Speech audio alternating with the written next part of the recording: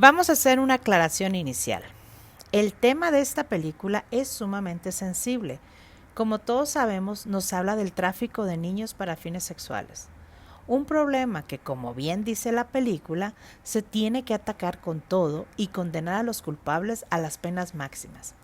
Pero aquí vamos a hablar de la película como una pieza cinematográfica. Empecemos por lo bueno. Desgraciadamente es muy poco lo bueno.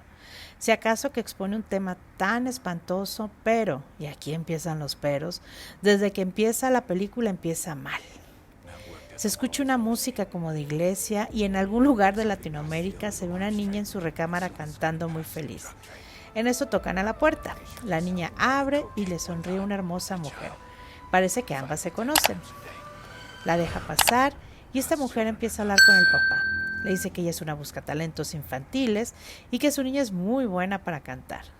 En eso llega el hermanito, un niño como de unos 8 años. Lo ve la mujer y así, sin más, le dice que él también tiene que hacer la audición. Lo cita en un apartamento, llega el papá con los 2 niños, entran los niños, pero la mujer le dice al señor que él no puede pasar, que regrese por ahí de las 7 de la noche. Y el señor se va así sin poner ningún reparo y regresa ya de noche. Señor, eso no se hace. Se tiene que haber quedado pegado a la puerta y no dejar a los niños ahí con una desconocida. Es decir, el guión es tan flojo y lleno de clichés que parece sacado de un manual.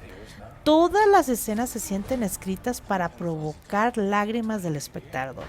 De hecho, hay tomas a los ojos de los personajes con una forzada lagrimita a punto de rodar. Y bueno, los personajes son o buenos o malos. No hay matices, mucho menos crecimiento.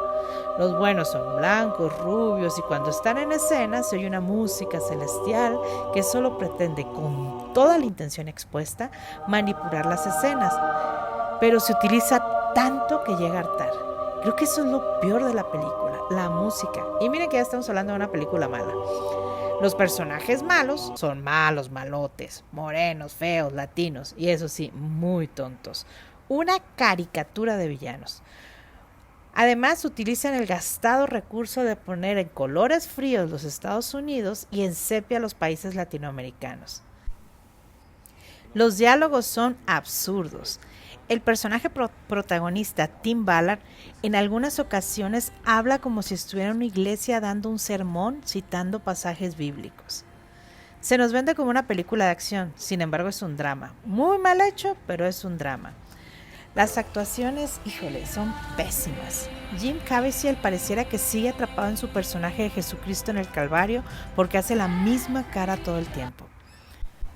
Sinceramente no esperábamos mucho de esta cinta, ya que el director Alejandro Monteverde solo tiene 2 películas anteriores y ambas son muy malas. Ahora, se supone que el fin de la película es hacer conciencia exponiendo este tema tan terrible. Sin embargo, es tan manipuladora que se hace obvia y no logra su objetivo. Al contrario, casi es una falta de respeto a las víctimas por el tratamiento tan banal que se les da y todo con el fin de decir las frases publicitarias y el nombre de la película. Hay otras cintas con esta temática mejor hecha que sí conmueven y hacen conciencia. No tiren su dinero a una película con una campaña publicitaria tan engañosa y manipuladora. Te invitamos a ver estos videos. Suscríbete a nuestro canal, dale like y comparte.